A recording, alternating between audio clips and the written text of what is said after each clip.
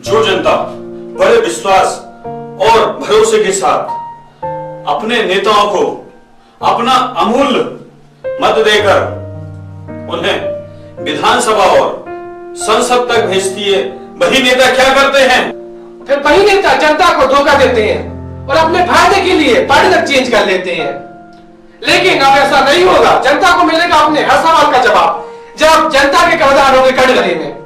तब बनेगा एक नया इतिहास, जनता बनेगी गवाह और जनता के कर्णधारों को देना होगा जनता द्वारा पूछे अपने हर सवाल का जवाब। उन्होंने क्या किया? बड़े विश्वास के साथ उन्हें अपना जनप्रतिनिधि बनाकर भेजा था। अब नेताजी दीजिए हाई न्यूज के कटघरे में जनता को जवाब, मेरे अशोक श्रीवास्तव के साथ, सत्येंद्र यादव के साथ। यहाँ जो कर्णधार बैठे हैं वह अपने बारे में बताएंगे जनता को कि क्या उन्होंने प्रगति की है और वर्तमान में दतिया में कितना विकास नहीं किया जाता है। वह जल्द ही आएंगे। उसके पहले प्रोग्राम की शुरुआत करते हैं वरिष्ठ। मेरे विषय में सामान्यतः दतिया की जनता लगभग जानती है। पिछले 44 वर्षों से भारतीय जनता पार्टी के प्लेटफॉर्म के माध्यम से मैं जनता के बीच काम करता रहा हूँ। मुझे बहुत परिचय देने की आवश्यकता नहीं है। कुछ नए नौजवान जरूर हैं जो कम जानते होंगे। 14 जनवरी 1975 से भारतीय जनसंघ उस समय हुआ करता था। उसकी छात्र शाखा अखिल भारतीय विद्यार्थी परिषद के माध्यम से मैंने 14 जनवरी मकर संक्रांति के अवसर पर परिषद का गठन कर उसका अध्यक्ष के नाते काम प्रारंभ किया था। जब मेरी आयु लगभग डिग्री कॉलेज छात्र संघ से छात्र संघ का प्रतिनिधि चुना गया ग्वालियर छात्र संघ के लिए। उसके बाद पार्टी का नगर का अध्यक्ष रहा, मंडल का, बाद में महामंत्री रहा, पार्टी का जिले का अध्यक्ष भी रहा। ये सभी दायित्वों पर रहते हुए जनता की जो कुछ भी सेवा हमसे बन पड़ी पूरी ईमानदारी के साथ, इस शब्द को मैं विशेष जोड़ता हूं, पूरी ईमानदारी के साथ, पूरी निष्ठा के साथ, पूरे परिश्रम के साथ मैं काम करता रहा। मेरा स्वभाव है बात को ठीक से समझना और ठीक से समझकर फिर ठीक से काम करना। कभी कभी लोगों को यह तकलीफ जरूर मुझसे होती रही होगी, आगे भी हो सकती है कि मैं विषय को पूरी तरह ठीक से समझना पसंद करता हूं और करने के बाद मुझे लगता है कि काम ईमानदारी से सही है तो मैं उसकी मदद करता हूं। कोई का हाथ पकड़ के कोतवाली चलो टीआई साहब के पास मैं झटका देता हूं। मैंने कभी पसंद नहीं किया ये कि कोई हाथ पकड़े और ले चले टीआई के पास। मुझे पहले बताइए किस काम से टीआई के पास जाना। ये मेरी अपनी शैली है काम करने की। कुछ को पसंद आती है, काम के समय कुछ लोगों को बुरा लगता है, लेकिन जब डांटने के बाद पूरा विषय रखा जाता है तो मैं ठीक से काम करता हूं। बाद में वो परिस्थितियां, इसलिए स्वच्छता, सुशासन और विकास, ये 3 मुद्दे राजनीति के जरूरी हैं।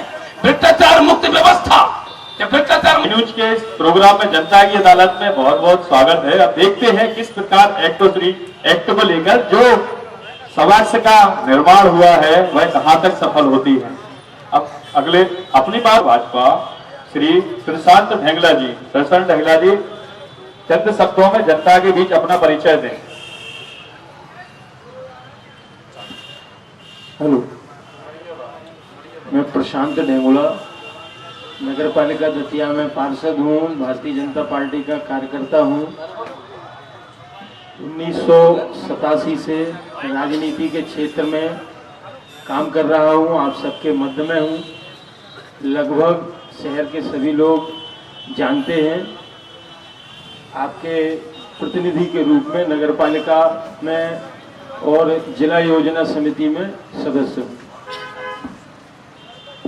दतिया की बेटी हैं, वह आम आदमी पार्टी को से प्रत्याशी बनकर उतरी हैं और आज की मैसेज हैं, वह अपना चंद शब्दों में परिचय देंगे जनता के सामने। समय में जिसने एक ऊंचाई हासिल की है, एक विश्वास हासिल किया है, मैं आप लोगों को धन्यवाद देता हूं। दूसरी बात कि आज यहाँ पे लगभग सभी लोग, हम लोग एक लोकल के ही है, एक दूसरे को जानते हैं। मेरा नाम राहुल देव सिंह है। मैं आम आदमी पार्टी का जिलाध्यक्ष हूं। संक्षिप्त परिचय में मैं थोड़ी सी बात अपनी रखना चाहता हूं कि आम आदमी पार्टी आज पूरी दुनिया में अपने काम का लोहा मनवा चुकी है, ईमानदारी का लोहा मनवा चुकी है, पर आखिरी छोर के व्यक्ति को लाभ कैसे दिया जाता है ये आम आदमी से ज्यादा दूसरी पार्टी जानती नहीं है। ये मैं यहां से दावे के साथ कह सकता हूं। मैं 2007 में राजनीतिक स्थिति में आ गया था। राजनीति में मैंने कांग्रेस का दामन थामा था। मैंने सोचा था कि कांग्रेस एक ऐसी पार्टी है जहां पे बहुत पुरानी पार्टी है, युवाओं को, नए लोगों को मौका मिलेगा। लेकिन आज मैं यहां से इस कटघरे से कहने में मुझे कोई संकोच नहीं है कि कांग्रेस सिर्फ और सिर्फ वंशवाद, चाटुकारिता और ऐसे लोगों को जिनके बाप दादा पदों पे रहे हो या कि आपके पास बहुत ज्यादा पैसा हो, आप तभी फर्क नहीं है ये स्थिति। इसलिए मैंने ये निर्णय लिया कि मैं आम आदमी का दामन थामूंगा और एक ऐसी पार्टी की सेवा करूंगा जिस पार्टी की सेवा करने से न केवल पार्टी की सेवा होती है बल्कि हर उस व्यक्ति की सेवा होती है जो आखिरी छोर का व्यक्ति होता है, जिस तक कभी भी नेताओं के हाथ नहीं पहुंचते, नेताओं की सेवा नहीं पहुंचती। वो सेवा हम करने के मूड में, वो सेवा करने के लिए ये हमने टोपी की तौर पे जो कफन पहना है, इसलिए हम लोग आज इस लोकतंत्र की लड़ाई में हम लोग आगे आए हैं। सिवड़ा से हम लोग चुनाव लड़ रहे हैं, दतिया से भी हम लोग मैदान में आएंगे और भांडेर से भी आएंगे और पूरे मध्य प्रदेश में 230 सीटों पर आम आदमी अपने चुनाव लड़ रही है। और लोग बाग में आप लोगों को आखिरी में छोटी सी बात कह दूं कि ये दिल्ली में भी हालात थे भाइयों बहनों। दिल्ली में भी आम आदमी के लोगों को हंसी के पात्र माना जाता था। बीजेपी और कांग्रेस ने कहा था कि अगर आपको सत्ता चाहिए, अगर आपको आम आदमी की सेवा करनी है तो आपको चुनाव लड़ना पड़ेगा। एक आदमी था सरफरोश जो कहता था कि मैं आपका ये चैलेंज भी स्वीकार करूंगा, उसका नाम था अरविंद केजरीवाल। उसने वो ये चैलेंज स्वीकार किया और उसने दिन रात आम आदमी के बीच में अपनी पैठ लगाई और निरंतर काम किया। भाइयों बहनों, ऐसी झाड़ू लगी कि 70 में से 67 सीटों पर आम आदमी पार्टी ने अपना परचम लहराया और कांग्रेस तो गायब ही हो गई भाइयों बहनों, और भाजपा को भी लेने के देने पड़ गए। तो ये स्थिति आज आम आदमी का प्रतिनिधित्व हम कर रहे हैं, हमें गर्व है। मैं जनता जनार्दन को सर झुका के नमन करता हूं, आप लोगों से अपील करता हूं कि स्वच्छ व्यवस्था के लिए आम आदमी का दामन थामे। ऐसी एक मात्र पार्टी है जिस पार्टी में गरीब का बेटा जाता है नामांकन करने के लिए, जिस पार्टी में स्कूटर से जाते हैं, साइकिल से जाते हैं और विधायक बनते हैं और मंत्री बनते हैं। एक बेटी की मां। हेलो, चलिए, हमारे ऊपर ये बंदिश है कि हम अपना परिचय संक्षिप्त में दें, तो हम अपना परिचय संक्षिप्त में ही देंगे। सलीम कामरेड हमारा नाम इसलिए है कि हम छात्र जीवन से ही वामपंथी विचारधारा से प्रभावित हैं और हमने अपना राजनीतिक जीवन छात्र जीवन से शुरुआत की है। आज हम आपको ये बता दें कि आज यहाँ अवधेश नायक जो यहाँ बैठने वाले हैं, ये हम जब डिग्री कॉलेज में छात्र राजनीति करते थे तब हम कम्युनिस्ट पार्टी की एक विंग है SFI, student federation of India, हम एसएफआई की पॉलिटिक्स करते थे। गिन्नी राजा जो कांग्रेस की आज नेता हैं वो एनएसयूआई की राजनीति करते थे और अवधेश नायक जी जो यहाँ आने वाले हैं वो एबीवीपी अखिल भारतीय विद्यार्थी परिषद की राजनीति करते थे। ये हमारी राजनीति की शुरुआत छात्र जीवन से हुई है। सबसे पहले तो मैं आज अशोक श्रीवास्तव जी को धन्यवाद देता हूँ, बधाई देता हूँ कि उन्होंने एक ऐसी स्वस्थ जन संवाद की परंपरा या शुरुआत कहे ये स्थापित की है। राजनीति में जब लोकतंत्र, डेमोक्रेसी खतरे में हो या तमाम ऐसी समस्याएं हो, भ्रष्टाचार नंगा नाच कर रहा हो या जनप्रतिनिधि हिटलरशाही अंदाज में अपने आप को उग्र रूप में अपने आप को स्थापित करने का प्रयास कर रहा हो, तब ऐसी एक अच्छी परंपरा की उन्होंने शुरुआत की ताकि जो जनता के लोग हैं वो सीधा संवाद अपने जनप्रतिनिधियों से कर सकें। तो बेहतर होता कि आज इस मंच पर नरोत्तम मिश्रा और राजेंद्र भारती जी होते, तब जनता अपने सीधे प्रश्नों को संवाद के रूप में उनसे करती और उनका सटीक उत्तर क्या होता वो उनको देते। ये अच्छी बात है। तो दूसरी बात यह है कि आज यहाँ जो ऑडियंस, जो श्रोता इकट्ठे हुए हैं, हम उनका अभिनंदन करते हैं, उनका स्वागत करते हैं और हम चाहेंगे कि आज जो ये स्वस्थ परंपरा है, जन संवाद की परंपरा, आप लोग इस परंपरा को अच्छी तरह से निभाएं, बखूबी निभाएं और ऐसे सटीक प्रश्न करें जिनमें कुतर्क ना हो, तर्क हो। ये हमारा सभी ऑडियंस से निवेदन है। आगे चल के छात्र जीवन के बाद हम कांग्रेस की राजनीति में आए, हमारी पत्नी नगर पालिका में पार्षद रही, हम भी नगर पालिका में पार्षद रहे और ये सहयोगी है कि हम जब पार्षद रहे तो प्रशांत ढेंगला जी भी पार्षद थे, अवधेश नायक जी के साथ भी हमें पार्षद रहने का सहयोग प्राप्त हुआ है या सौभाग्य प्राप्त हुआ है। प्रशांत हमारे भाई हैं, अवधेश हमारे बड़े भाई हैं। राजनीति में खानदान की बलिदान की परंपरा है और उन्होंने इस देश के अंदर जितने देश के लिए बलिदान किए हैं, इस नाते उनका ये अधिकार है। अगर वंशवाद की बात आप करते हैं तो वंशवाद में हमारा कहना यह है कि जब भ्रष्ट आचरण के आरोप में चुनाव आयोग, माननीय भ्रष्टोत्तम मिश्रा जी, इनका हमने एक नया नामकरण किया है, भ्रष्टोत्तम मिश्रा जी को जब चुनाव आयोग आपसे परिचय देने के लिए कहा था, ये बात की बात है, अंतिम की जगह आपने बहुत लंबा कर दिया। तब ऐसी स्थिति में सुकल मिश्रा का नाम आता है दतिया में चुनाव लड़ने के लिए। ये वंशवाद है। अरे सलीम, ये बात है बाद में होगी। ये कमरेड है, कमरेड नहीं है, कमरेड है। अभी तो परिचय सुनना।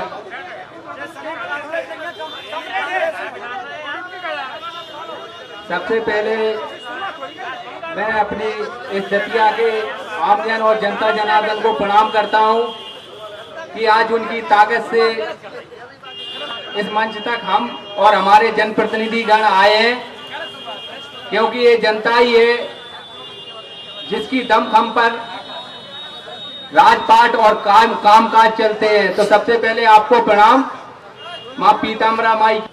और 2017 में भारतीय जनता युवा मोर्चा प्रदेश कार्य समिति सदस्य वर्तमान में हूं। छोटा सा मेरा परिचय है। मेरे परिवार में कभी कोई राजनीतिक व्यक्ति नहीं रहा है जिसका मेरे ऊपर आशीर्वाद हो। एक भारतीय जनता पार्टी एक ऐसी पार्टी है कि एक चाय बेचने वाला, एक गरीब परिवार का शिवराज सिंह चौहान, एक गरीब परिवार के नरोत्तम मिश्रा, नरेंद्र सिंह तोमर, सभी लोग गरीब परिवार से आके राजनीतिक जीवन में अपना परिचय छाती ठोक के देते हैं कि जो कुछ है भारत माता के लाल हैं और भारत माता की जो जनता जनार्दन है उनके आशीर्वाद से है। ऐसा मेरा परिचय है। आप सबको शुभकामनाएं, आप सबको बहुत बहुत बधाई। इस परिचय के बाद 2 मिनट हम अपने टीम का भी परिचय करवाते हैं। मां पीताम्बरा की जय। श्री स्वामी जी महाराज के चरणों में नमन स्मरण। भाई, हमारी पार्टी के जन्मदाता तो शिवराज सिंह चौहान की कठोरतम बोली का परिणाम है। एम नागराजन का एक फैसला आया कि आरक्षण से जो व्यक्ति एक बार नौकरी पा चुका है, एक बार नौकरी पाने के बाद उसे पदोन्नति और क्रमोन्नति में आरक्षण नहीं दिया जाना चाहिए, ऐसा माननीय उच्च न्यायालय ने निर्णय दिया। लेकिन शिवराज सिंह चौहान जो शायर है, मैं समझता हूं कि इस दुनिया में झूठों में झूठ बोलने में यदि कोई नंबर 1 है मध्य प्रदेश में तो उसका नाम है शिवराज सिंह चौहान। जिस शिवराज सिंह चौहान को सवर्ण कास्ट के लोगों ने, अल्पसंख्यक वर्ग के लोगों ने और पिछड़ा वर्ग के लोगों ने यहां तक पहुंचाया, उनको सीएम बनवा दिया। उन सबको लात मारकर यूज एंड थ्रो का फार्मूला उनके ऊपर इस्तेमाल करके आपने तत्काल एससी वर्ग के लोगों की एक मीटिंग ली। वो वीडियो वायरल हुआ है, आप सभी ने देखा होगा। और वहां जाके एक नारा देते हैं शिवराज सिंह चौहान कि कोई माई का लाल मध्य प्रदेश से आरक्षण समाप्त नहीं कर सकेगा। दोस्तों, हमारे संविधान की एक विशेषता है, यहाँ संविधान के जो लोकतंत्र के स्तंभ होते हैं उसमें एक न्यायपालिका स्तंभ है, एक विधायिका स्तंभ है और एक कार्यपालिका स्तंभ है, और चौथा स्तंभ मीडिया के रूप में भी होता है, जो कि कौन होता है। और इन सारे स्तंभों में एक दूसरे से ये सभी स्तंभ पूरक होते हैं, जिनमें सर्वोच्च स्थान न्यायपालिका को दिया गया है। कोई व्यक्ति को कार्यपालिका परेशान कर रही है, कोई गवर्नमेंट से परेशान है, कोई व्यक्तिगत परेशान है, तो वो माननीय न्यायालय की शरण में जाता है। न्यायालय से जो निर्णय होता है और न्यायालय का निर्णय सर्वमान्य हो जाता है। लेकिन न्यायालय के निर्णय को ठुकराकर शिवराज सिंह कहते हैं कोई माई का लाल आरक्षण को समाप्त नहीं कर पाएगा। तो अब भैया बात ये उठती है कि जब कोई हमारी माता के दूध को ललकारता है, जब कोई हमें माई का लाल कहता है, तो मैं तो निवेदन करूंगा यहाँ पर जितने बैठे लोग माई के लाल हों। यदि माई के लाल हों तो किसी को भी शिवराज सिंह चौहान को वोट नहीं करना चाहिए। बात स्थानीय मुद्दे की नहीं है। स्थानीय मुद्दे में ये भाजपा और कांग्रेस एक दूसरे को बनाना चाहते हैं। मैं कांग्रेस का कट्टर समर्थक रहा हूँ और बीजेपी का कट्टर विरोधी भी रहा हूँ, लेकिन जब बात समाज की आती है, देखिए मनुष्य एक सामाजिक प्राणी है और जो समाज में नहीं रह सकता वह या तो देवता है या पशु है। तो भैया ये देवता तो हो नहीं सकते और दूसरी बात हम कहना नहीं चाहते, आप समझते हैं। बात आती है एट्रोसिटी एक्ट की। एक शासकीय अधिकारी ने अपने अधीनस्थ कर्मचारी से कर्तव्यों का निर्वहन करने के लिए कहा। वो चूंकि एससी वर्ग का था और उसने जाकर उनकी रिपोर्ट डाल दी कि साहब ये हमें जातिगत रूप से प्रताड़ित कर रहे हैं। उस शासकीय अधिकारी के द्वारा माननीय उच्च न्यायालय के समक्ष 482 सीआरपीसी के तहत रिट दायर की गई, वहां से खारिज हुई। डबल बेंच में रिट दायर की गई, खारिज हुई और वो सुप्रीम कोर्ट पहुंचा और सुप्रीम कोर्ट ने उसमें न्याय दृष्टांत प्रतिपादित किया कि किसी भी प्रकार के हरिजन एक्ट की कोई रिपोर्ट करती है तो उसकी पहले जांच कर लेना चाहिए, ऐसे ही गिरफ्तार नहीं कर लेना चाहिए। ये कोई गलत कार्यक्रम। देखिए ये हमारा आ गया है प्रतीक राहुल देव सिंह जी लगाए हैं। कांग्रेस के जिलाध्यक्ष श्री नाहर सिंह यादव आ चुके हैं। नाहर सिंह यादव का हाई न्यूज में बहुत बहुत स्वागत है। अब कांग्रेस की तरफ से सबसे जिम्मेदार व्यक्ति हैं वर्तमान में, वह अपनी बात रखेंगे। आइए नाहर सिंह राहुल इधर आइए, आप ऐसे निकल आए। कि हरिजन एक्ट में किसी भी व्यक्ति की रिपोर्ट आती है कि ये यहीं बैठा था, ये सही है कि वास्तव में दोषी है कि नाहर सिंह राव यहाँ बैठे हैं, इनके घर पर लड़के से लड़ाई हो गई और लड़के की कोई रिपोर्ट डालने गया हरिजन एक्ट की, साथ में नाहर सिंह राव की भी डाल दी, प्रधान लहंगा की भी डाल दी। तो सुप्रीम कोर्ट ने ये व्यवस्था दी कि ये पहले जांच हो जाना चाहिए कि ये व्यक्ति वास्तव में दोषी है या नहीं है, तब उसकी गिरफ्तारी होना चाहिए। क्योंकि भला आदमी यदि गिरफ्तार हो जाता है और एक दिन के लिए भी जेल जाता है तो ये उसके लिए नरक के समान है। और कोई व्यक्ति आत्महत्या भी कर सकता है।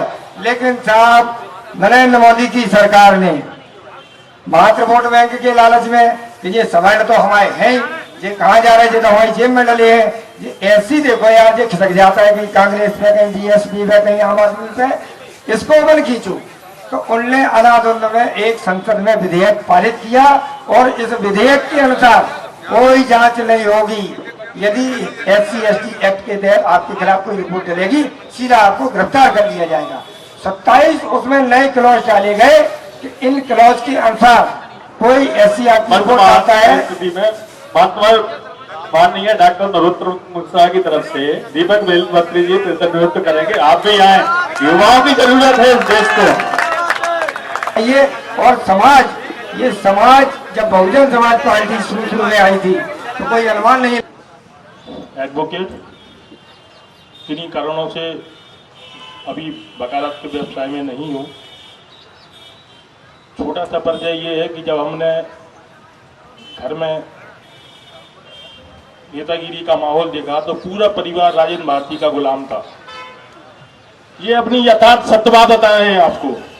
चार परिवार लुकमान, सुन्नी पहलवान, बेलपत्री और राधू पांडे, ये चार परिवार मिलकर राजेंद्र भारती के या उनके पिताजी के गुलामी के रूप में हमने देखा। जब हमें लगा कि ये भ्रष्टतम नेता है तब हमने 1993 में शंभू तिवारी जी के पास आए। 90 में शंभू तिवारी जी का सारे लोग सहयोग कर रहे थे, हम विरोध कर रहे थे। लेकिन 1993 के बाद शंभू तिवारी जी के साथ रहा। 93 से पहले श्री कैलाश शर्मा जी के साथ रहा। अधिकांश हम पे आरोप लगते रहे कि हम व्यक्तिवादी हैं, हम पार्टीवादी नहीं हो पाए। तो 2000 से शंभू तिवारी जी के साथ रहे और उसके बाद आए नरोत्तम जी के साथ। नरोत्तम जी के साथ होने का एक ही कारण है कि हमारे जो गुरु शंभू तिवारी जी कहते थे कि ताकत अपने हाथ में होनी चाहिए या अपनों के हाथ में। आज शंभू तिवारी जी के हम उन्हीं आदर्शों पर चलते हुए कि ताकत यदि अपने हाथ में नहीं है तो अपनों के हाथ में, नरोत्तम मिश्रा के हाथ में ताकत होना चाहिए। इन्हीं शब्दों के साथ अपनी बात खत्म। भाइयों, अभी मैंने थोड़े से विचार यहाँ आते आते सुने कि फेंका फांकी का तो काम अब खत्म हो चुका है, सारी कलई खुल चुकी है। अब सब स्पष्ट होने वाला है, दूध अलग और पानी अलग होने वाला है। आपने ये देखा कि जितनी भी बातें कि फेंका फांकी की करते थे, अब वो सब जनता के सामने आ चुका है। आप देखें, बहुत सारी बातें करते हैं। आज के ही एक अखबार में छपा हुआ है कि रेलवे का ये ओवरब्रिज जो बना हुआ है वो अभी से फट चुका है। कितने दिन हुए, अभी उद्घाटन हुए केवल 2 महीने हुए हैं, फट चुका है। ऐसे ऐसे तमाम सारे बातें हैं, तमाम सारे काम हैं जो सब जनता के पास है। सबसे बड़ी बात तो ये है कि हम अगर कोई गलती करते हैं तो जनता हमें ठीक करने का काम, हमें मात्र कांग्रेस को वो कहती है कि आप ये गलती कर रहे हो, इनको हराना है, ये करो। अब जनता परेशान हो गई है इन लोगों से कि अब आप इनके बारे में कुछ कहो मत। 12 तारीख को नतीजा सामने आ जाएगा, तब आपको पता लगेगा ये कितनी बुरी तरह से और अब तक क्या करते रहे। इस मामले में मैं जरूर ये कहूँगा कि इतने कलाकार जरूर हैं कि लंबे टाइम तक इन्होंने अपने आप को एक्सपोज नहीं होने दिया। तो बैठिए, 2 मिनट आपको मौका मिल रहा है, जो कुछ बोलना पूछना। बुराया मत करो, तो कुछ कह रहे हैं वो ठीक है, पर मैं इतना कहूँगा कि भारतीय जनता पार्टी का स्टैंड इस मामले में शुरू से क्या रहा, शुरू से उनका स्टैंड रहा है कि वो सामान्य जाति की आपको अपने आप को बताती आई, अपने आप को ये बताते आए कि हम सामान्य वर्ग के साथ हैं उनके लिए। और इस मामले में कांग्रेस का स्टैंड हमेशा रहा है एक जैसा। उसी लाइन पर कांग्रेस अभी जा रही है। यार हमारी बात का जवाब दे रहे हैं। कांग्रेस ने जो स्टैंड लिया उसी स्टैंड पर आज भी कायम है, ना इधर ना उधर, हमारा कोई मतलब नहीं। ये जो वो अपना रूप दिखा दे रहे हैं, उन्होंने क्या किया, सवाल उनका है। वो हमेशा अपने आप को सामान्य जाति, अगला स्टेप है जनता की, जनता पूछेगी कौन किससे क्वेश्चन किसका है। वो आप हमेशा जो है नाम बताएं। एक मिनट, वो अपने आप को हमेशा जनता अपना सामान्य वर्ग के लोगों का ऐसे थी, सामान्य वर्ग की पार्टी आगे आ जाओ, रास्ता देखे। लेकिन उन्होंने जैसे तमाम कामों में धोखा दिया, वैसे ही सामान्य जाति के लोगों को भी धोखा देने का काम किया है कांग्रेस पार्टी अपने स्टैंड पर। बता दें पहले। मेरा नाम ऋषभ नाहर है। जी नाहर जी बताएं। मैं आपने रेलवे ब्रिज के गड्ढे की बात करी है, तो पूरा मकान बनाने में अगर एक टाट टूट जाती है तो क्या वो मकान बेकार है? बहुत सुंदर। एक टाट टूट गया, एक टाट टूटा है तो 1 साल तक नहीं रुकेगा। अगला क्वेश्चन चुनाव भी नहीं हो पाया, अरे आर्गूमेंट नहीं करना चुनाव है, भी नहीं हो पाया, अपना जवाब मिलेगा। चुनाव भी नहीं होना शुरू हो गए। दादा 10 साल से बिल्डिंगें बन रही है, 10 साल से। पहला पुल है जो थोड़ा माइनर हुआ है, कभी हुआ कि नहीं?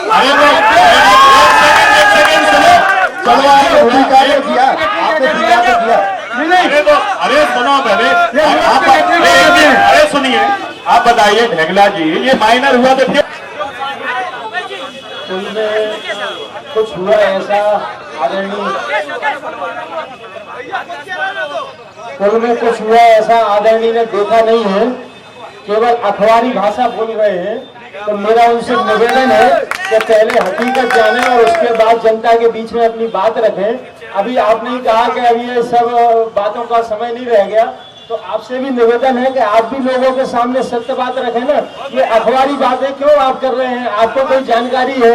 आप कांग्रेस के जिला अध्यक्ष हैं, आप जाकर देखते ना वहाँ, अगर अखबार में ऐसा लिखा तो आपने जाकर देखा क्या वहाँ के कुछ न कुछ हुआ है? तमाम सारे हमारी जो भी काम हुए हैं, जो भी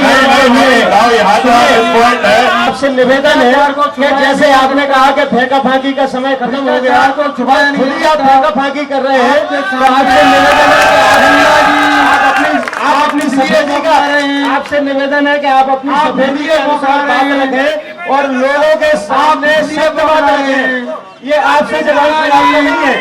ये आप अपनी बात को दुरुस्त करें, प्रधान जी जाकर देखें और उसके बाद लोगों को बताएं। अखबार में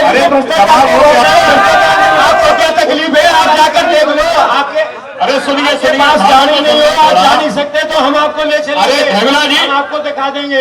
हेगला जी एक मिनट चलिए हमारे साथ। हम विकास से संतुष्ट नहीं थे।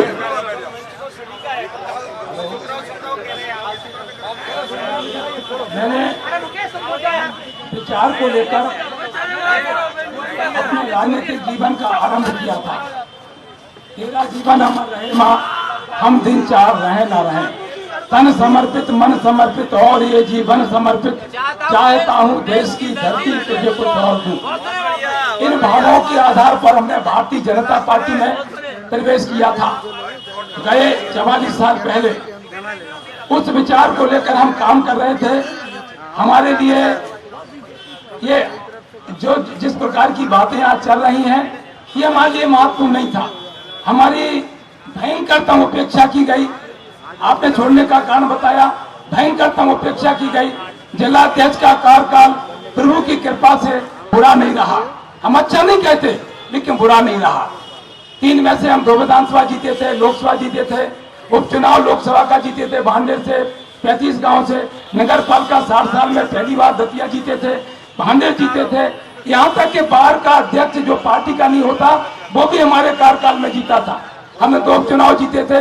मैंने कुल मिलाकर उसके बाद से पिछले 9 वर्ष पहले, 9 वर्ष पहले की बात है, जीतने के बाद पिछले 9 वर्षों से हम घर बैठे हुए हैं। पार्टी की मर्यादा और विचार के चलते हम सामान्यतः विरोध नहीं करते। हमारा स्वभाव है, हम ऐसे विरोध नहीं करते। जब कौन आदमी बड़े देर से क्वेश्चन करना चाहेगा? आप जो पूछे, अरे वो पूछो क्या पूछना चाह रहे हैं। एंकर महोदय ने जो बात कही, इनके सवाल का जवाब दें। उसको हमें राजन भारती को मिले, मुरारी गुप्ता को मिले, सुनील तिवारी को मिले, नाहरचंद राव को मिले, मुरारी बाबू को मिल जाए, जो न मिल जाए, मुद्दा का रहे दतिया में लड़वे को, जो तो बता दो क्या करो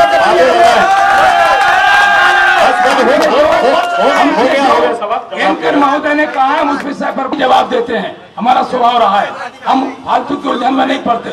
इसलिए 9 सालों से लगातार जब पार्टी ने विचार नहीं किया, तब जाकर पहले हम मिले थे आम आदमी पार्टी के बड़े नेताओं से। हमने बात की थी। आपको ये बता दें कि हम चाहते ये थे कि हम गरीब के लिए काम करें। हमारी इच्छा थी आम आदमी पार्टी में काम करने की। उन्होंने जब जाकर वहां हमने बातचीत की तो हमें संतोषजनक जवाब नहीं मिला। जैसा राजा साहब कह रहे, राहुल राजा जी, कि यहाँ गरीबों की बात सुनी जाती है। राहुल जी चाहे तो जवाब दे दें। मुझसे ये कहा गया, यदि आप सुनने की स्थिति में नहीं है तो एंकर साहब वो सफाई दे रहे हैं।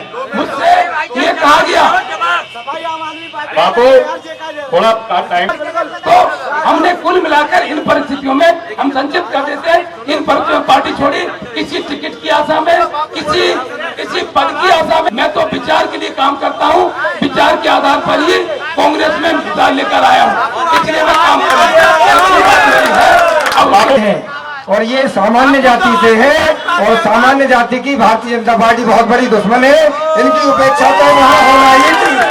उन्होंने इनको ठीक नहीं लिया है, लेकिन वो गलती इतनी हो गई, बाबू कुआं से निकले और खाई में गिरे। बाबू वापस राहुल राजा से कहना चाहेगा।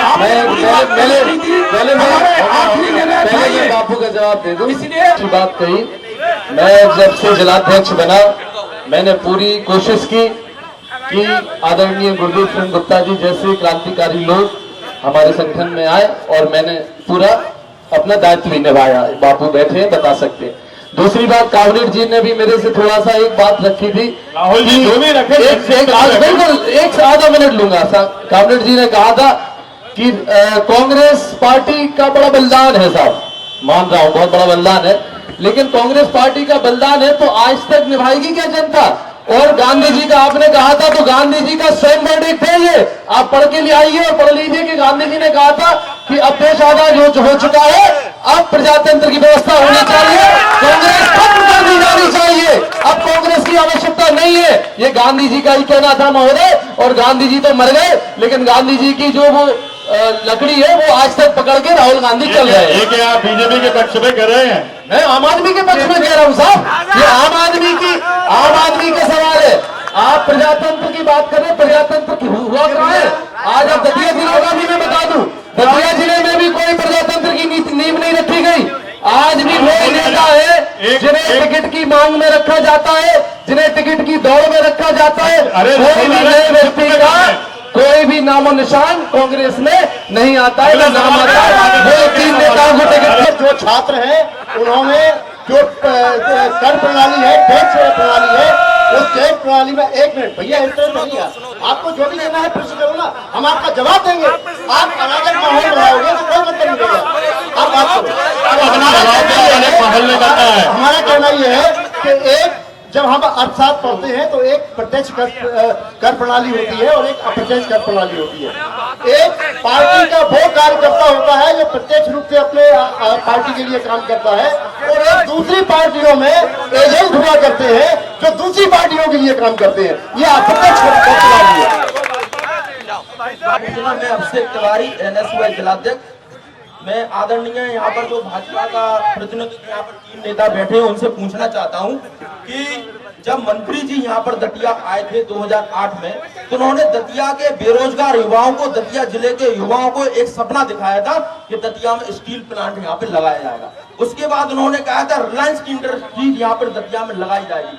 कल का आप दतिया जिले का या मध्य प्रदेश का बहुत बड़ा अखबार है, उसने अपनी विशेष रिपोर्ट में यह खबर निकाली थी कि दतिया के युवाओं के साथ एक भद्दा मजाक पिछले 10 साल हुआ था, और वहां पे जो उद्योगपति लाए गए थे वो कहाँ है?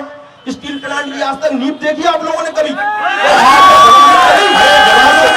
उन्होंने एक सवाल संक्षिप्त में करें, टाइम की पाबंदी है। एक सपना और दिखाया था कि राजगढ़ से मंत्री जवाब दें। जवाब सुनना था। सवाल चाहता हूँ। मेडिकल कॉलेज की कही थी। इस मामले में हम तिवारी जी को बताना चाहते हैं कि चुनाव के पहले ये बात कही गई थी। किन्हीं कारणों से निवेश नहीं हो पाया, लेकिन हमने कभी मेडिकल कॉलेज की दतिया में कहा था क्या? दतिया मेडिकल कॉलेज बना नहीं। कोई रास्ता दे दो ना। तो medical college central government UPA सरकार ने खोला।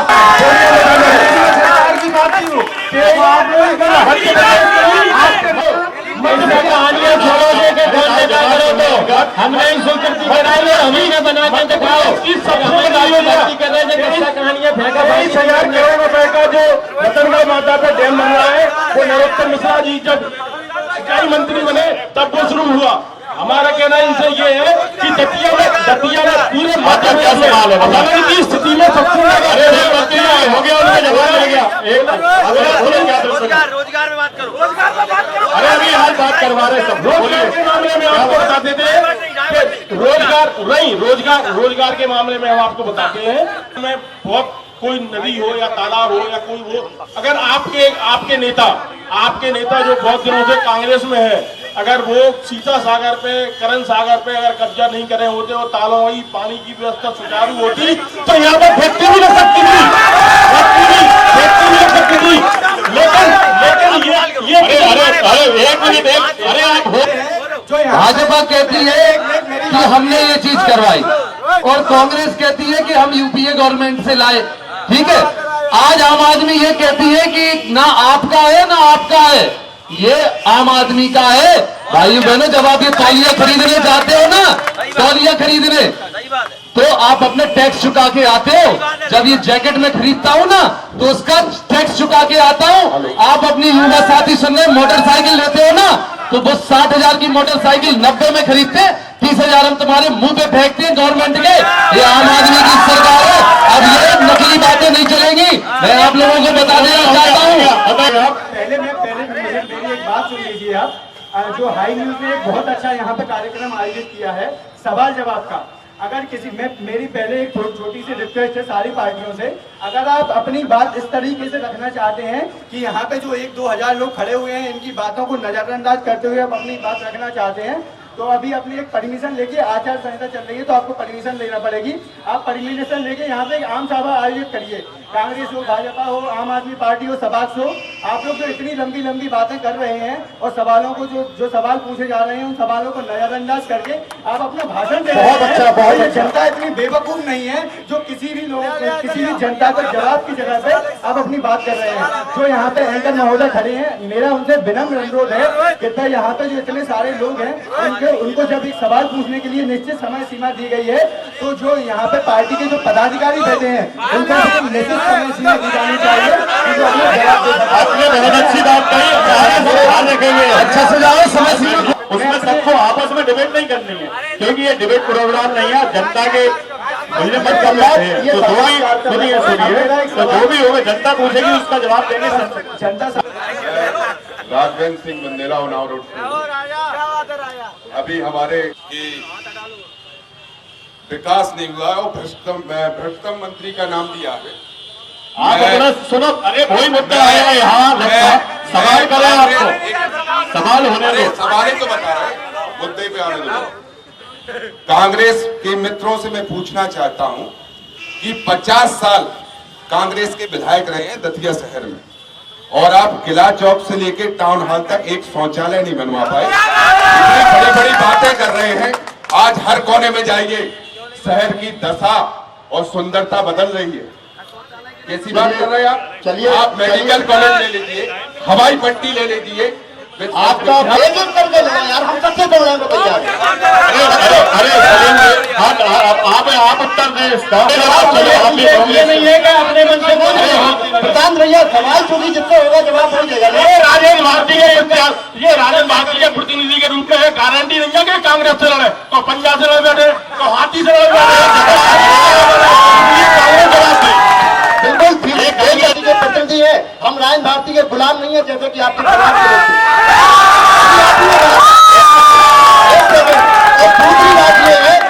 दूसरी बात ये है कि अभी बेलपट्टी जी ने जो आरोप लगाया कि राजेंद्र भारती तालाबों पर कब्जा करा है, तो हमारा कहना ये है कि आपका मंत्री बहुत कद्दावर और योग्य मंत्री है। भी दे रहे भाई, आपका मंत्री इतना आयोग और अक्षम है क्या कि सत्ता में रहने के बाद वो हंसी चुनाव नहीं हटवा सकता? तो लानत है मंत्री पर। अरे कांग्रेस जी सत्ता में यहाँ कोई वो व्यवस्था नहीं मिल रही है, इस प्रकार के ना करें। हमारा कहना सिर्फ इतना था कि उन्होंने कांग्रेस से सवाल पूछे तो कांग्रेस जवाब दे। अरे आप संक्षिप्त विकास में जो स्टे आ रहा है बार बार, जैसे पीताम्बर पीठ के सामने जो स्टे आया है, तो माननीय जो कांग्रेस के प्रतिनिधि जो भी हो अपना जवाब देना चाहें, या घर के मामले में जो अपना स्टे आया है उसके बारे में थोड़े से अपने बता दें कि दतिया के जनता को जवाब करना हो, सवाल करना हो, आगे आ जाए। आपको भैया बहुत अच्छा सवाल उठाया आपने, हम भी चाहते थे कि ऐसे सवाल उठे।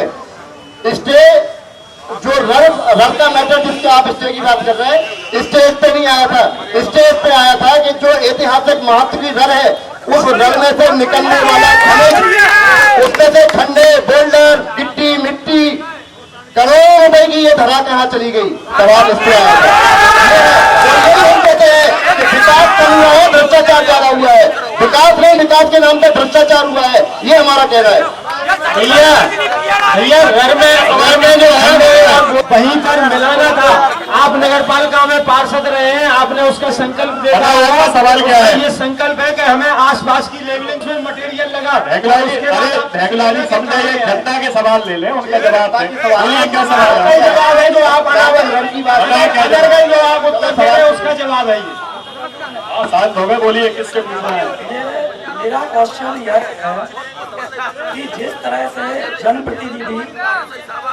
जनप्रतिनिधि होते हैं, जो विकास कार्य करते हैं, उनका वो बखान करते हैं कि विकास कार्य मैंने किया, और जो अखबार न्यूज़ में जो खबरें छपती हैं इनके द्वारा हम लोग जागृत होते हैं और जनप्रतिनिधि भी जागृत होते हैं। तो ऐसी ही खबर जैसे बाईपास जो रोड बना है बस स्टैंड वाला, ये विकास हुआ, लेकिन उस विकास के कारण आज जो गड्ढे हैं उनमें 2 लोगों की मृत्यु हुई है, उनमें एक शिक्षक भी थे। इसी तरह से हॉस्पिटल में जो बड़ी बड़ी बिल्डिंग बन के तैयार हो गई है। शांत रहो, पहले क्वेश्चन सुनो, बाद में जवाब जिसको देना है वो देना। इतना संक्षिप्त में करें क्वेश्चन, लंबा चौड़ा भाषावादी ना करें।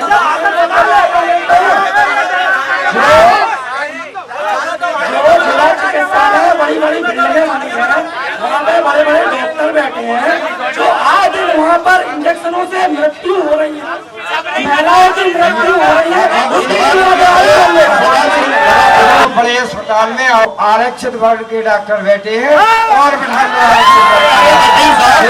अरे वकील साहब पेमेंट उसका नाम पहला है, अरे वो भी सारे हैं। सुनिए आप, आपसे निवेदन है, नहीं है बात ये।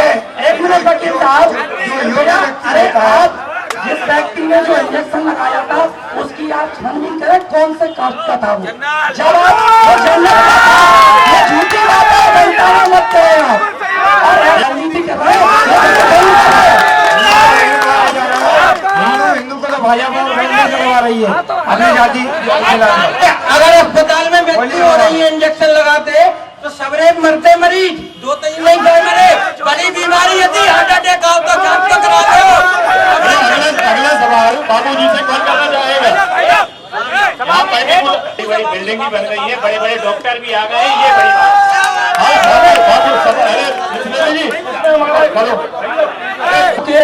नुमाइंदे हो सकते हैं, पर उन्हें विचार करना चाहिए कि जनता की बात यहाँ आ सके, और इसलिए उन्हें धैर्य देना तो तालियां बजाना चाहिए। ईमानदारी की बात मैं दोनों पक्षों से प्रार्थना करूंगा। हम देखते हैं किस तरह से उत्पात होता है कि ठीक बात नहीं आ पाती।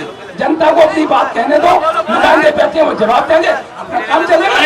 कैसा पीछे सवाल आगे आ जाए, ये बात पक्की है, जो आगे बैठे हैं आम जनता तो है ही नहीं, आम जनता नहीं, कांग्रेसी है हमारे भाई। अरे सवाल आम जनता पीछे, अरे इसको राजनीतिक मंच ना बना। थोड़ा सा एक प्रश्न है। हेलो, मैं बहुत संक्षिप्त में और मैं आदरणीय गुरुदेव शरण गुप्ता जी से पूछना चाहूंगा, कृपा करके कोई भी और प्रतिनिधि जवाब ना दे, क्योंकि ये जो सवाल कर रहा हूं मैं, मुझे उम्मीद है कि वो केवल गुरुदेव शरण गुप्ता जैसा व्यक्ति ही दे सकता है और कोई नहीं दे सकता। मैं ये पूछ रहा हूं कि अभी आदरणीय नाहर सिंह यादव जी ने कहा कि ये मेडिकल कॉलेज मेरे काल का यूपी के कार्यकाल में बना। पूछ ले जल्दी, उनके क्या है? प्रश्न भी शॉर्ट में नहीं पूछ पाए, वो उत्तर एक घंटे में नहीं देंगे, टाइम पाबंदी ऐसे नहीं। मैं ये कह रहा हूँ कि यदि यूपीए के और आपके जिनकी तरफ आपका इशारा है सांसद सिंधिया जी की तरफ, तो मैं ये कह रहा हूँ कि ये फिर मेडिकल कॉलेज शिवपुरी में क्यों नहीं बना? और तो छोड़ो, नगर निगम भी शिवपुरी नहीं बनवा पाया आज तक। देखिए, जनता को बेवकूफ मत बनाइए, हो हल्ला हो सकता है, समर्थक किसी के ज्यादा हो सकते हैं, लेकिन जो पीछे जनता है वो जानती है कि हमने मेडिकल कॉलेज उनका नहीं बना, वो तो अलग बात है। मेडिकल कॉलेज हमारे पट्टे ने बनवाया और नगर निगम भी हमारे पट्टे ने बनवाया। जवाब ले लो निचले जी, आर्गुमेंट ना करो। ईमानदारी से सुनना है तो हम ईमानदारी से बोलते हैं, अपनी जानकारी जो होगी वो हम बोलेंगे, हम कुछ गलत नहीं बोलेंगे, आप कुछ भी कहते रहे। हम जो सच बोलेंगे, सच कहना है जी बगावत है तो मैं बागी हूँ, ... गोली मार दो, नहीं तो नहीं। मुझे दोनों मसलों पर मैं बता देता हूँ, मेरी अपनी जानकारी ये है कि सैद्धांतिक स्वीकृति दी थी यूपीए गवर्नमेंट ने। सैद्धांतिक स्वीकृति, शब्द सुन लीजिए, सैद्धांतिक स्वीकृति, जवाब स्वीकृति दी थी यूपीए गवर्नमेंट ने, लेकिन यहाँ का प्रतिनिधि ठीक ठाक होने के कारण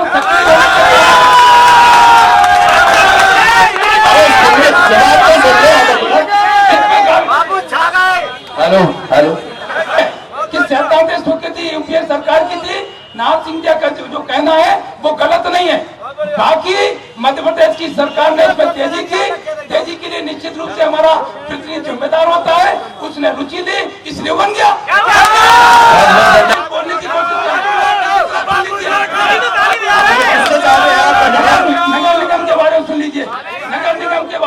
का अपना जो मत है वो ये है कि मध्य प्रदेश की राज्य सरकार ने यानी मंत्रिमंडल ने सैद्धांतिक स्वीकृति दे दी है नगर निगम की, केवल सैद्धांतिक स्वीकृति। लेकिन सैद्धांतिक स्वीकृति अमली जामा तब पहना जा सकता है जब उसका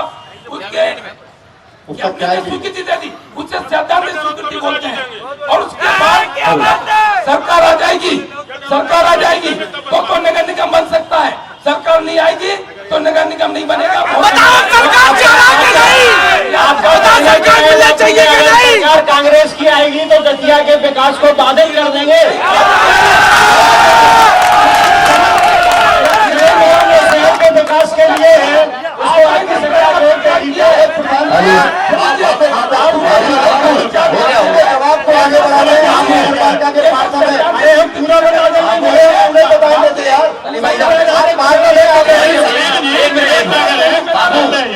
हमारा आपका प्रतिनिधि जो है वो हर बात में तेजी कर देते हैं। सैद्धांतिक स्वीकृति मिली है, नगर निगम आसान नहीं है बनना। मैं आपसे कह रहा हूँ बहुत सारा समय लगेगा। बाबू एक सवाल सुन स्वीकृति देने के अधिकार हो गए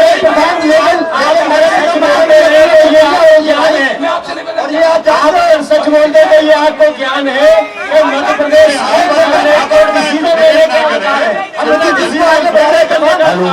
ठीक है बात कांग्रेस। मैं पहले दो बातें कह दूं व्यक्तिगत रूप से। एक दीपावली साहब आपसे आपने कहा था सुन्नी पहलवान और लुकमान और आपके पिताजी भी। पहली बात मैं नहीं मानता कि आपके पिताजी किसी के गुलाम हो सकते हैं, व्यक्तिगत रूप से मैं ऐसा नहीं मानता। और मेरे दादाजी तो बिल्कुल नहीं हो सकते। इसलिए आज के बाद मैं आपको खुले मन से चेतावनी दे रहा हूँ। मेरे दादाजी के या मेरे पूरे परिवार, मेरे पूरे मोहल्ले के बारे में आप व्यक्तिगत टिप्पणी नहीं कर सकते। हमने हमारे परिवार हमारे परिवार में गुलामी को अपने पैर की जूती समझा है आज तक। पहली बात। दूसरी बात, मेरे छोटे भाई ने कहा था कि 2 मौतें हुई और नहीं हुई तो क्या हुआ। सुनो, नरेंद्र मोदी की मौत हो, राहुल गांधी की मौत हो या एक भीख मांगने वाले पीताम्बरा के भिखारी की मौत हो, मौत होती है। मेरे लिए सबकी मौत एक बराबर है। अगर किसी एक आदमी की मौत होती है तो मेरे लिए वो नरेंद्र मोदी की और हाँ मौत होती है। पहली बात। दूसरी बात मेरा सवाल सुन लीजिए।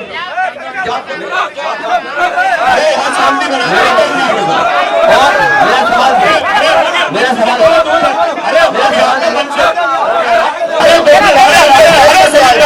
रुक जाइए 2 मिनट के लिए। आपस में डिबेट नहीं करना।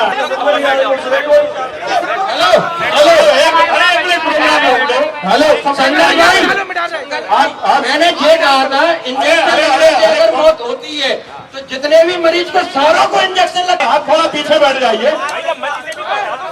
रोज के भैया, हेलो भैया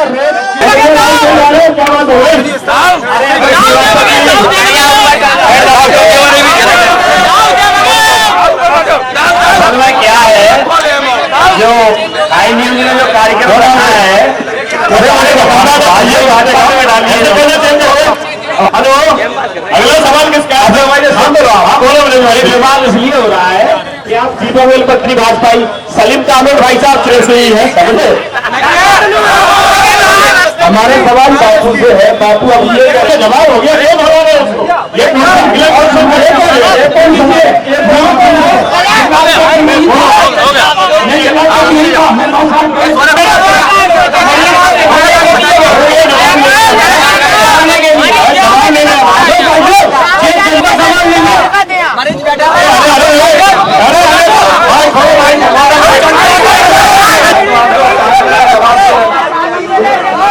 अरे भाई जो कार्यकर्ता है उन्होंने अनुशासित तरीके से सवाल पूछे।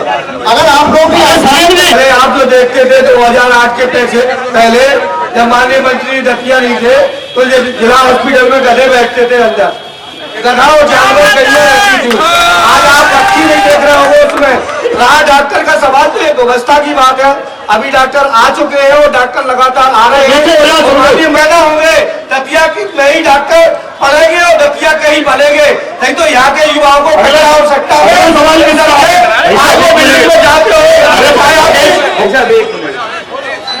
मेरा क्वेश्चन सिर्फ एक है, आप बताएं कि दतिया में जो कानून की व्यवस्था है वो बिल्कुल चौपट है।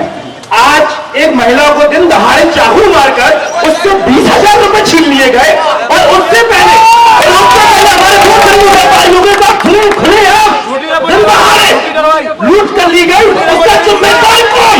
आप बताइए। आप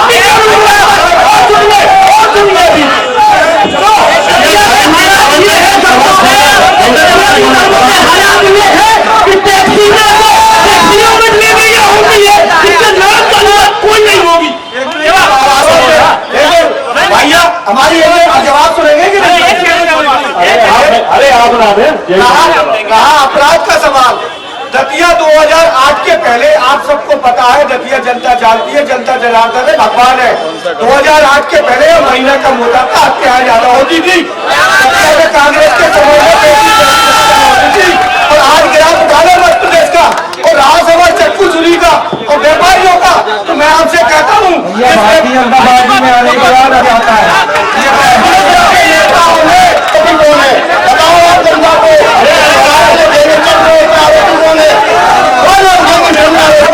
खाकर कहता हूँ कोई भी बच्चे की समझ चाहिए यदि मैं उस अपराध में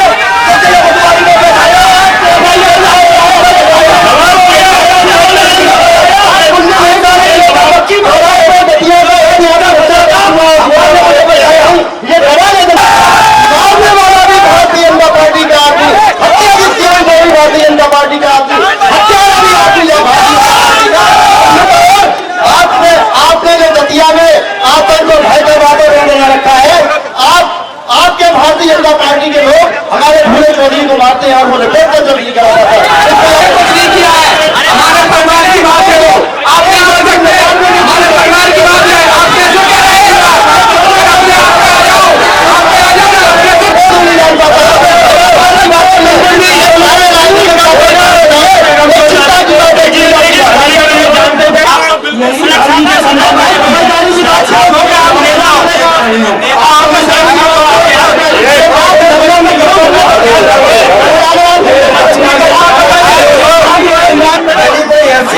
होता तो जरूर पूरी भाजपा उसके साथ नहीं होती। भले मेहमान चाकू लगाकर उसके 20,000 रुपए कांग्रेस की सरकार आ गई तब क्या होगा? जब तक आतंक मिश्रा रहे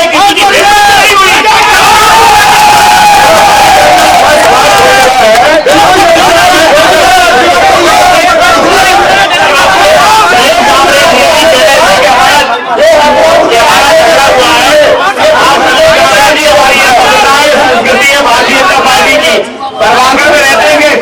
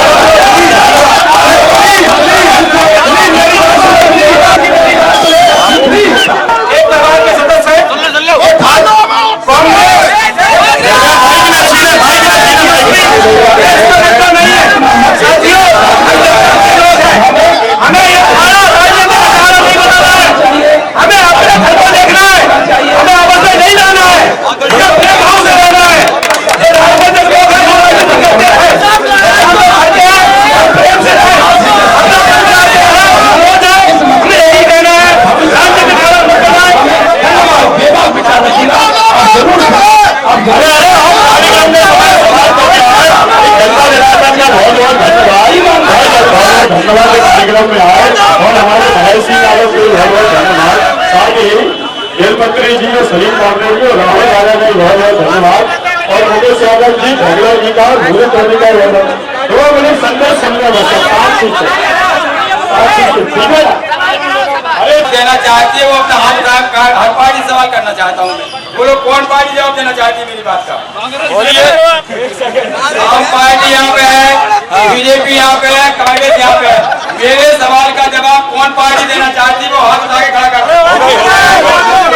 और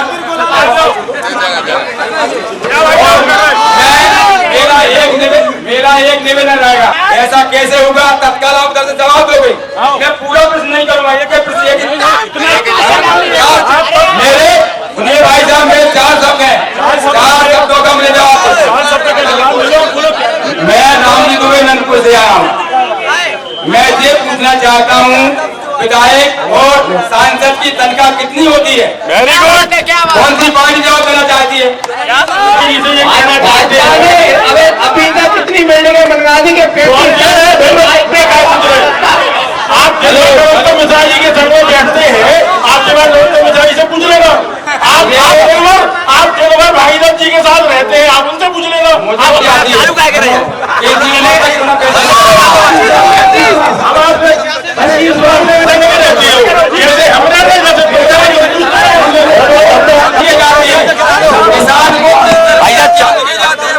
सुनो तो चालू है, चालू कर।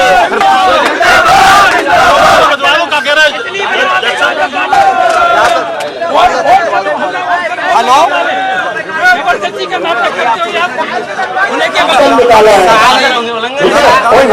नारेबाजी ना करे, कोई राजनीतिक अखाड़ा थोड़ी है।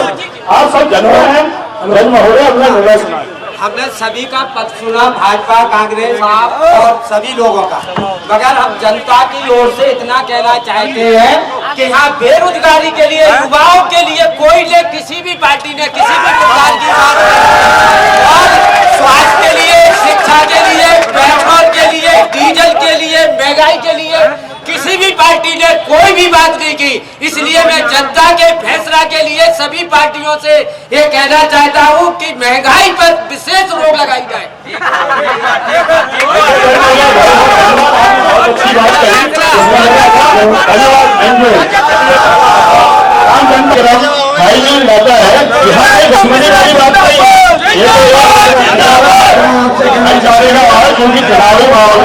इसलिए सब चलता है। ध्यान रखना कि माइक के नाम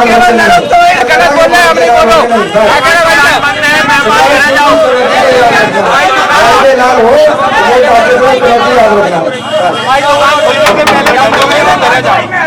गोविंद मसाले वालों का एक और नया उत्पादन गोविंद आटा। एमपी का गेहूँ, एमपी का आटा। जिस घर में बनेगी गोविंद आटे से रोटियां तो भूख तो लगेगी ही ना। गोविंद फुल ब्राइट शक्ति फ्रेश आटा जो बना है एमपी के चुनिंदा गेहूँ से, जिसके दाने दाने में है प्रोटीन और विटामिन से भरपूर, जो रखे आपके परिवार को हमेशा स्वस्थ और तंदुरुस्त। गोविंद आटा, विश्वास की नई पहचान, देश का ब्रांडेड गोविंद आटा। तो फिर देर किस बात की, आप भी आजमाइए आज।